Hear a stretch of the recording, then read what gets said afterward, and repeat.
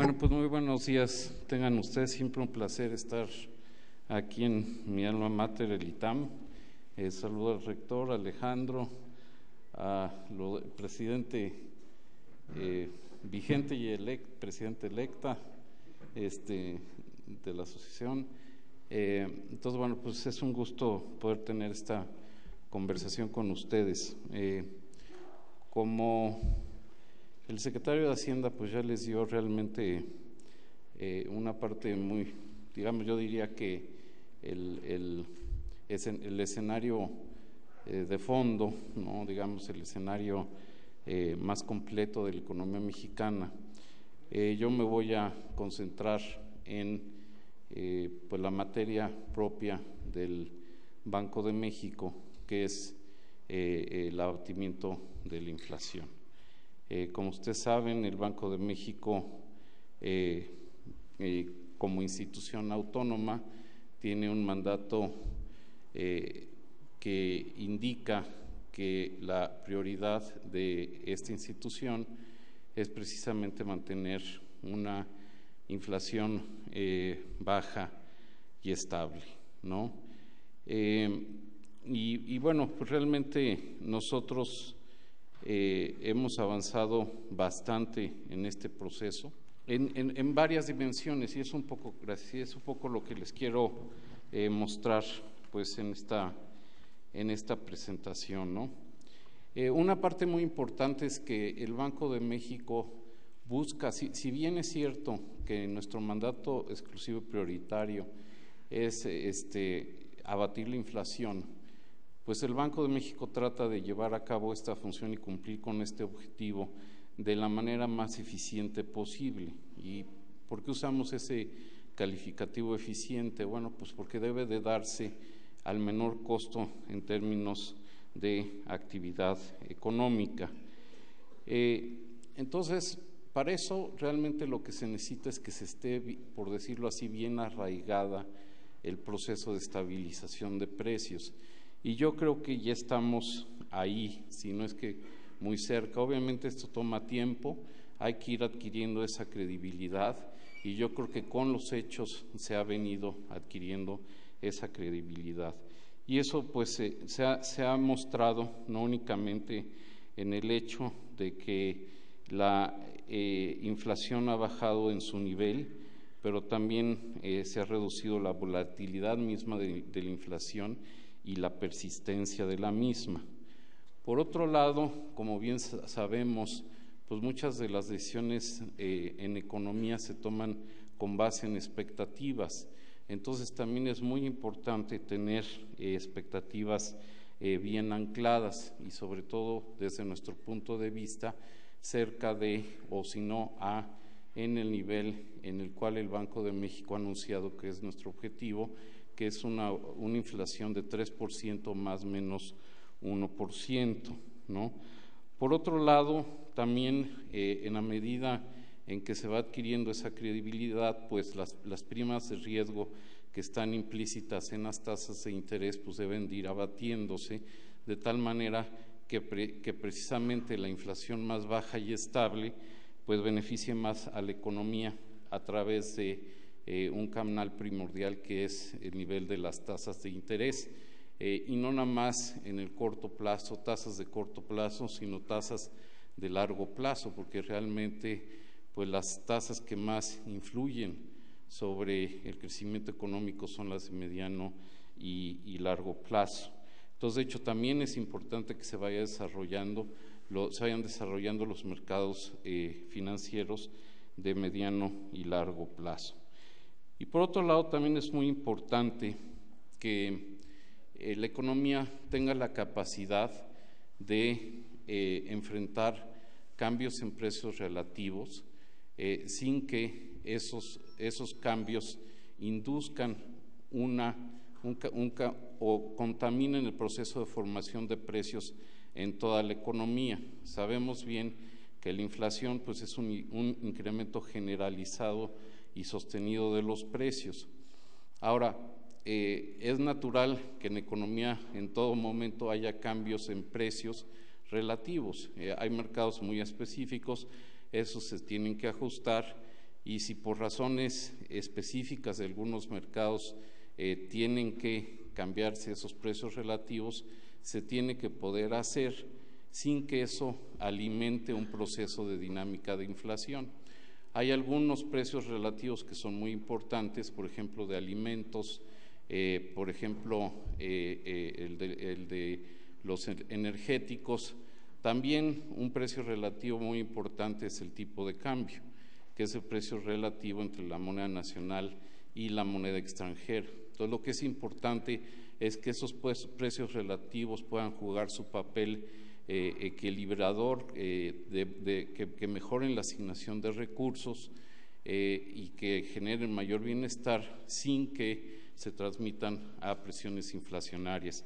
Entonces, digamos, yo diría que ese sería un poco un mundo ideal o más completo desde el punto de vista de alcanzar una economía con una inflación estable de manera sostenible y que de esa manera también se propicien las mejores condiciones para el crecimiento. Digamos, es bien sabido, ustedes lo saben, que la inflación baja y estable es una condición necesaria pero no suficiente para un crecimiento económico más acelerado. Gran parte de lo que habló el secretario son muchas de las otras medidas o de las otras acciones que se deben implementar para estimular el crecimiento, ¿no? Entonces quisiera un poco mostrarles evidencia pues, de este proceso que hemos tenido en arraigar, por decirlo así, un ambiente de baja inflación en México. Aquí se ve pues claramente cómo después de la autonomía en 1994, después de que de alguna manera se superó la parte más álgida de la crisis de 94, pues realmente cambió completamente el comportamiento de la inflación. En términos más técnicos, pues se pasó de un proceso no estacionario a uno estacionario, y eso es fundamental para ir anclando las expectativas. Obviamente aquí la escala es engañosa, pero es, bueno, obviamente es cierta, ¿no? Obviamente todavía hay cierta volatilidad, pero no se termina de apreciar todo el avance que hemos tenido. Como ya dije, una parte muy importante es que las expectativas de inflación estén bien ancladas. Ahora, una cosa es que las expectativas para los siguientes 3 meses o siguiente año estén bien ancladas, otra es de que para los siguientes años estén ancladas. El Banco de México hacemos encuestas y tenemos ya una serie bastante larga sobre las expectativas de inflación para los siguientes 4 años, y aquí en la lámina del lado izquierdo se ve cómo están claramente bien ancladas estas expectativas y de hecho cómo más recientemente ha venido convergiendo al objetivo del Banco de México del 3%. También la dispersión de las expectativas de la inflación pues ha venido cayendo, lo cual quiere decir que pues, hay más consenso sobre el anclaje, digamos, de la inflación en el país. Ahora uno puede decir, bueno, pues los analistas igual no siempre son atinados, realmente el trabajo de pronosticar es muy inclemente, entonces uno podría decir, bueno, ¿qué otra alternativa hay? Bueno, pues la otra alternativa es ver cuáles son las expectativas de inflación que se reflejan en el mercado. Y tenemos manera de medirlo porque en México ya desde hace bastante tiempo se emiten títulos a largo plazo a tasa nominal y a tasa real. Entonces la diferencia implica una compensación por inflación, la cual se puede desagregar en expectativas de inflación de largo plazo y en la prima inflacionaria. Y aquí se ve claramente cómo la expectativa de inflación también está anclada a nivel muy cercano a la que les mostré en el nivel anterior, alrededor de 3.2%. La prima de riesgo se ha venido cayendo, de hecho ahorita es negativa, y eso no necesariamente, digamos, eso quiere decir que hay otros factores como el efecto de la política monetaria internacional, sobre todo los países avanzados, que se ha dedicado a comprimir precisamente las primas de riesgo, y posiblemente eso más adelante tenga algún cambio. Pero en general lo que se puede ver es que claramente las expectativas están bien ancladas. Estas son expectativas a 10 años.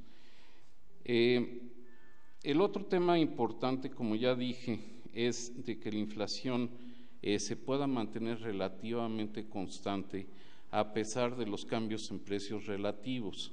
Y bueno, pues aquí en México tenemos precios relativos que son particularmente volátiles.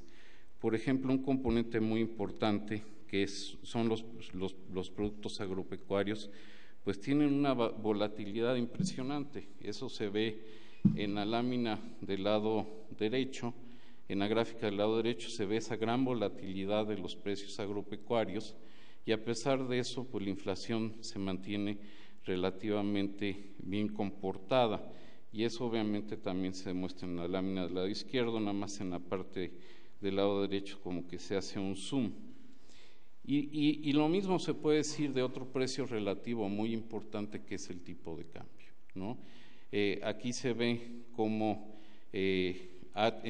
antes, digamos, de que entráramos en el proceso de una inflación estacionaria, ¿no?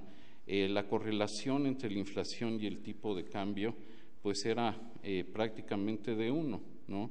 Y a partir de la autonomía, a partir de que el Banco de México tomó una política de objetivos de inflación, pues realmente la correlación o el pass-through, la transmisión, digamos, de movimientos del tipo de cambio a la inflación, pues ha sido realmente muy baja, ¿no?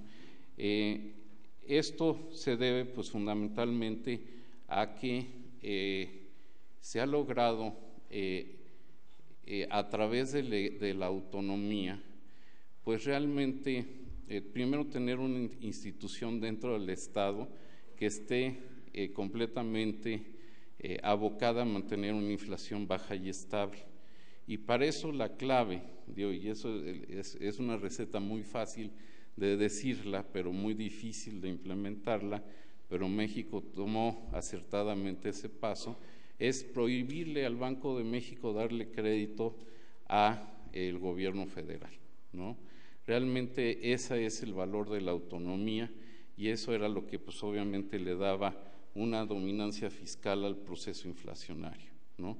Entonces eso pues nos ha permitido, entre otras cosas, que las correlaciones que se daban antes de manera muy perversa, que sobre todo era déficit fiscal alto, mayor creación monetaria, mayores devaluaciones, esas devaluaciones se retroalimentaban creando más déficit, y entramos en esas espirales perversas, pues realmente ese proceso ya se hizo ya se rompió ese proceso, y la realidad es de que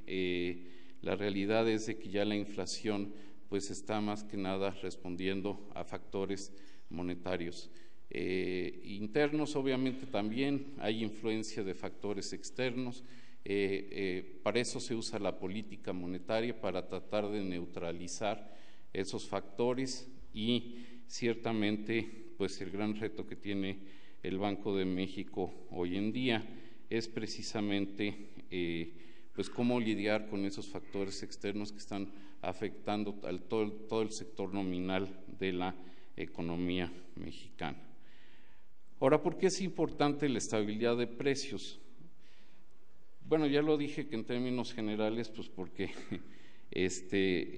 realmente afecta sobre todo la asignación de recursos, ¿no? Sin ser esta una lista exhaustiva, realmente pues una inflación elevada e incierta pues dificulta las decisiones de largo plazo como de inversión y ahorro, tiene un efecto negativo sobre el crecimiento económico precisamente porque afecta a la inversión y el ahorro, hace que la intermediación financiera sea mucho más cara y menos eficiente, ¿no? Y sobre todo, pues sí, erosiona el poder adquisitivo de la moneda y de los ingresos y de las pensiones, y en ese sentido también tiene un efecto muy perverso sobre la distribución del ingreso, y de hecho se dice que la inflación es el impuesto más regresivo que existe, ¿no? Entonces, sí es muy importante ir abatiendo la inflación. Aquí también tenemos cierta evidencia. Aquí vemos pues la relación de alguna manera inversa entre la inflación y el crecimiento económico, sobre todo en la lámina del lado derecho. En las partes sombreadas se ve cómo en la época en que hubo mayor inflación hubo caídas muy importantes en el PIB. Obviamente hay otros factores que determinan el PIB, como recientemente ahí se ve en 2009 una caída importante en el PIB por la crisis financiera internacional, que no tuvo un impacto significativo en la inflación, pero ahí también se ve el valor precisamente de tener una política monetaria autónoma. Ahora, aquí esta lámina es muy importante. Aquí lo que se hace es básicamente analizar eventos de diferentes crisis en la cual hubo una depreciación importante del tipo de cambio. Se compara la crisis de 94 con la de 2008. En ambas crisis tuvimos un impacto similar sobre el PIB. Si ustedes ven las rayas amarillas, en ambos eventos no es muy diferente. Nada más que en la crisis, a partir de 2008, el impacto sobre la inflación fue relativamente pequeño y el impacto sobre la pobreza también fue bastante chico. Ahora, simplemente vean lo que pasó en el año de 94. Entonces, la inflación aumentó muchísimo y pues la pobreza también aumentó bastante. Entonces, esto mismo hace que, por decirlo así, la protección que una inflación baja y estable le da a los ingresos de las familias que están en los deciles más bajos es un fenómeno bien importante, ese grado de protección que le da el tener un entorno inflacionario bajo control. También tenemos que, obviamente, con inflación baja y estable, pues los salarios contractuales tienden a aumentar en términos reales. En el lado izquierdo se tiene una serie desde 1988. Obviamente hay una parte donde hubo caídas bien importantes en los salarios reales, ¿no? Pero esos fueron sobre todo en los años de inflaciones en los cuales las cuales fueron altas. En la lámina del lado derecho lo que hacemos es sacar precisamente esa correlación entre salarios reales con inflación, pero aquí estamos haciendo un zoom para analizar qué es lo que pasa cuando la inflación está debajo de 5%. Y se ve que si la inflación está por debajo de 5%, todas las observaciones que se tienen, la gran mayoría, están en el lado positivo, ¿no? Entonces, eso quiere decir que con una inflación baja y estable, la posibilidad de que crezcan los salarios reales es mucho más alta y es un proceso que está en marcha. Aquí, pues básicamente se ve precisamente la importancia de haber roto la dominancia fiscal. Se ve como antes de la autonomía del banco, pues realmente el comportamiento de inflación era un mapeo casi exacto del balance fiscal. Ahora puede haber cierto déficit, como ahorita lo estamos teniendo, pero eso no está afectando la inflación. ¿Por qué? Porque el gobierno federal tiene que financiar eso de otra manera, lo tiene que financiar en los mercados, y si no hay estabilidad financiera, pues también es difícil financiarlo de manera sostenible, ¿no? Obviamente esto ha dado una caída muy importante en las tasas de interés. Ahorita tenemos una tasa de interés pues también históricamente bajas, están la de CETES a 28 días, de hecho está incluso por debajo de la tasa de referencia del Banco de México, que es de 3.25. Ahora, no nada más el nivel es importante, sino también lo que les decía, el hecho de que se pueda hacer una curva de plazo en el país y de que pueda haber financiamientos a más plazo, ¿no? Que sea financiamiento más estable y que eso obviamente permita mejor el desarrollo de proyectos de inversión como de infraestructura, por ejemplo, de vivienda, etcétera. Y esta gráfica para mí es bien interesante. Aquí básicamente estamos viendo, en la lámina del lado izquierdo se está mostrando cómo ha venido progresando la curva de rendimientos del gobierno federal. Pues realmente aquí se ve, por ejemplo, en 1986, y de hecho esto nos podríamos ido más para atrás, pero realmente el gobierno se podía financiar solo a un mes a una tasa de por arriba del 80%. Y ahora ya nos podemos financiar en el mercado local hasta 30 años a tasas por debajo todas del 10%. Y de hecho, pues la máxima ahorita está alrededor de 8%, ¿no? Sí tenemos una curva empinada, las tasas de más corto plazo están a 3%, las de 30 años pues está, no sé, por ahí del entre 7%, ¿no? Entre 7 y 8%. Esto es bien importante porque esto quiere decir que el mismo gobierno se puede financiar a más plazo y a partir de aquí se pueden derivar financiamientos a más plazo. Por eso las empresas pueden emitir bonos a más plazo porque hay un precio de referencia. Los proyectos de inversión se pueden financiar porque son proyectos a largo plazo, entonces lo ideal es de que haya financiamiento también en ese plazo. Entonces, la creación de esta curva es fundamental, es fundamental. Por otro lado, también uno puede sacar una estimación de cuál es el plazo promedio de la deuda del gobierno. Aquí en el año 2000, ya no nos fuimos más para atrás, el plazo promedio pues era de menos de 2 años. De hecho, por ahí después de la crisis del 94, pues yo creo que era de menos de 6 meses el plazo promedio de la deuda.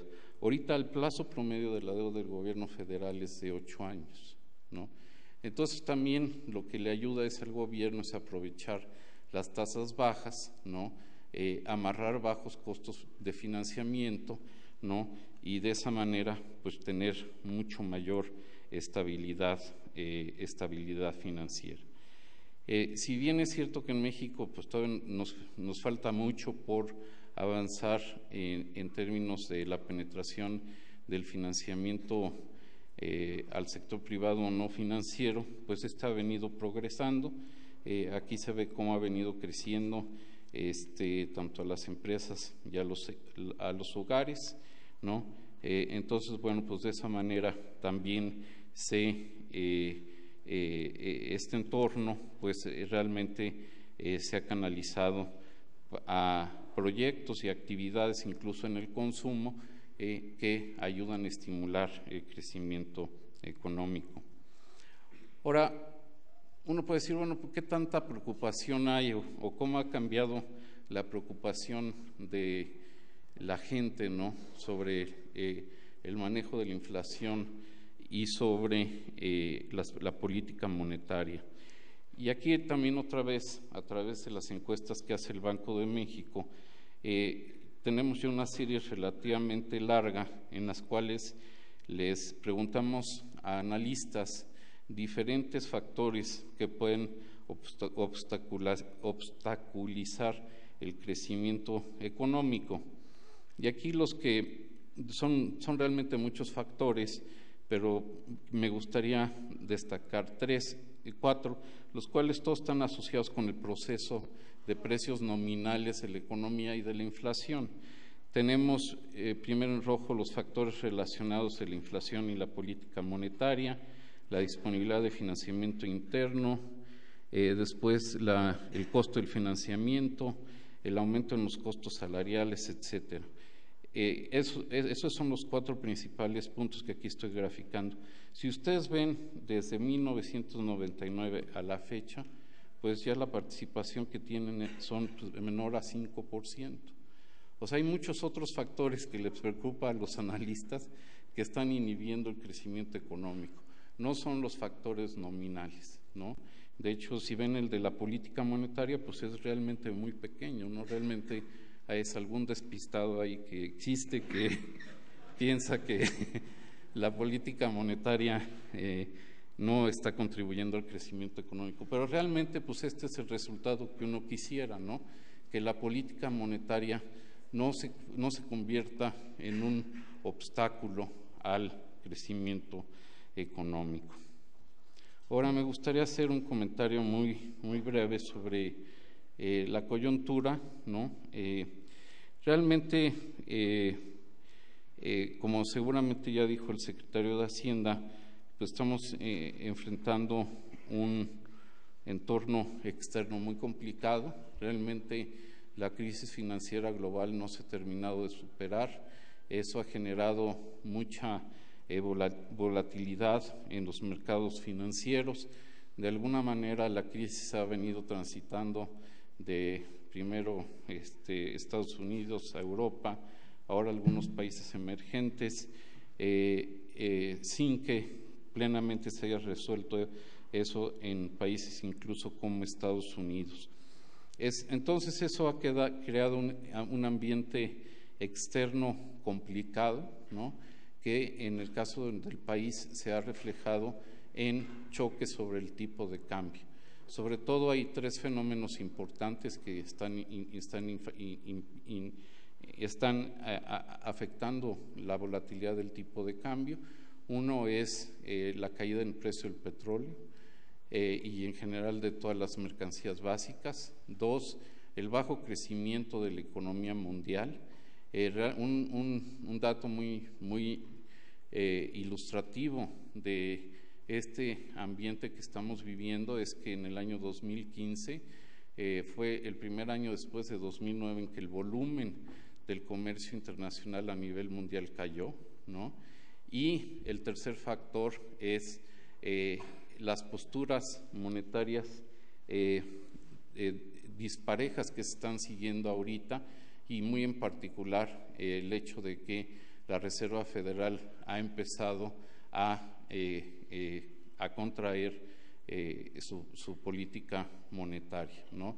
De una política extremadamente laxa, pues la ha empezado a normalizar, ¿no? Y obviamente esos son los factores que están afectando al tipo de cambio. Más recientemente ha sido todos los eventos relacionados con China, pero también hay que recordarnos que recientemente el Federal Reserve aumentó sus tasas de interés. Ahora, si bien hemos visto que el tipo de cambio ha tenido un traspaso muy bajo a la inflación, pues también uno no se puede confiar que eso vaya a ser siempre. Y sí es muy importante que el Banco Central mande señales de que sí nos importa que el valor de la moneda nacional siga una trayectoria ordenada y que el ajuste que se tenga que dar sea gradual y ordenado. No hay duda de que el tipo de cambio real en México se tuvo que haber depreciado. ¿Por qué? Porque precisamente por todos estos choques externos negativos. Para eso sirve la flotación del tipo de cambio, para que se dé ese ajuste en el tipo de cambio real y facilite el ajuste a los choques externos. Los choques externos, como digo, una menor demanda mundial, un precio del petróleo más caro, ¿no? Más barato, perdón, y un financiamiento más caro. Todo eso son choques reales que se tienen que reflejar en el tipo de cambio real, y eso va a facilitar que esos choques se reflejen de menor medida sobre la actividad económica nacional, ¿no? Ahora, en ese sentido, el Banco de México ha tenido que mandar señales de que sí nos preocupa el nivel del tipo de cambio. Para eso también tuvimos que subir tasas de interés, y junto con la Secretaría de Hacienda hemos intervenido en el mercado cambiario de manera gradual, de manera prudente, para darle orden al tipo de cambio. Y esto lo hemos tenido que hacer a pesar de que todos los determinantes tradicionales de la inflación pues están en orden. Realmente hemos tenido que subir tasas, es decir, en ausencia de este entorno externo complicado, pues realmente difícilmente podríamos justificar un aumento en las tasas de interés. ¿Por qué? Porque tenemos una brecha del producto negativo. ¿Eso qué quiere decir? Que México está creciendo, si bien sí estamos creciendo más que en otros países, pues estamos creciendo por debajo de nuestro potencial. Tenemos la inflación más baja en la historia. Ayer la sacó el INEGI, más bien fue 2.13%, la inflación más baja desde que se tiene el Índice Nacional de Precios al Consumidor Nacional, digamos, porque antes la inflación se medía a través del índice de precios al mayoreo nada más de la Ciudad de México. Tenemos las expectativas de inflación bien ancladas. Realmente pues no hay, desde el punto de vista interno, no habría razón para haber afectado las tasas de interés. Pero el balance que tenemos que guardar con los factores externos, pues hizo que la Junta de Gobierno del Banco de México pues decidiera que fuera oportuno seguir el proceso de aumento de tasas de interés del Federal, un proceso que, digamos, lo vamos a tener que ir evaluando reunión por reunión, pero donde el mensaje importante que el Banco de México quiso mandar es que sí nos preocupa el nivel del tipo de cambio. Aquí de alguna manera se ve lo que acabo de decir. La inflación está a niveles históricamente bajos, estamos en el límite prácticamente del rango inferior de nuestra banda. Realmente hemos tenido un comportamiento de la inflación muy favorable, sobre todo lo que es la inflación no subyacente ha caído de manera muy significativa. En la no subyacente están sobre todo los precios agropecuarios, esos siguen teniendo una gran volatilidad, pero también están los precios de energéticos, y ahí es donde ha habido una caída muy importante como resultado de la reforma estructural. Las reformas estructurales se han reflejado fundamentalmente en precios, y por otro lado también en la subyacente, ahí tenemos todos los demás productos, sobre todo ahí en servicios hemos tenido una contribución muy importante de los precios de las telecomunicaciones como resultado de las reformas estructurales. Entonces, las reformas estructurales son los que nos han ayudado también a mantener esta inflación tan baja. Lo cual quiere decir que pues, había muchas distorsiones de precios en la economía, y esas distorsiones se han venido corrigiendo. Pero bueno, como les decía, pues todavía tenemos una brecha del producto negativo, está creciendo México por debajo de su potencial, ¿no? Y realmente, pues lo que hizo que tuviéramos que ajustar la política, pues era precisamente el hecho que la Reserva Federal hizo el ajuste de su moneda, ¿no? Entonces ya no les voy a aburrir con más detalles. Me voy a las conclusiones, pues realmente creo que México ha avanzado mucho en el proceso de tener una inflación baja y estable. Creo que se ha logrado el objetivo de que la preocupación sobre la inflación no distorsione las decisiones en economía. En ese sentido, sí, el Banco de México, ciertamente con la cooperación y la buena coordinación con el gobierno federal, ha logrado un entorno nominal adecuado para promover más inversión en el país. Y realmente el gran reto es cómo podemos seguir avanzando en mantener este esquema de inflaciones bajas. Esas obviamente para el Banco de México son muy buenas, pero a nivel más global, más de toda la nación, pues lo que es importante es tener estabilidad financiera con un crecimiento más acelerado. La parte de estabilidad financiera, pues, creo que la hemos venido construyendo bien a través de la política monetaria, a través de la fortaleza del sistema financiero, de una política fiscal prudente. La parte de crecimiento es donde necesitamos un poco más de impulso, pero las acciones que nos van a llevar allá ya se legislaron y hay que implementarlas, que son las reformas estructurales. Entonces yo pienso que poco a poco México va a ir avanzando en esa dirección, en la cual si ahorita pensamos algo que no debería ser tan difícil y que estamos acostumbrados que fuera la normalidad, ¿no?, de poder tener simultáneamente equilibrio financiero con un crecimiento acelerado. Ahorita prácticamente ningún país del mundo lo está teniendo. México está cerca de lograrlo. Muchas gracias.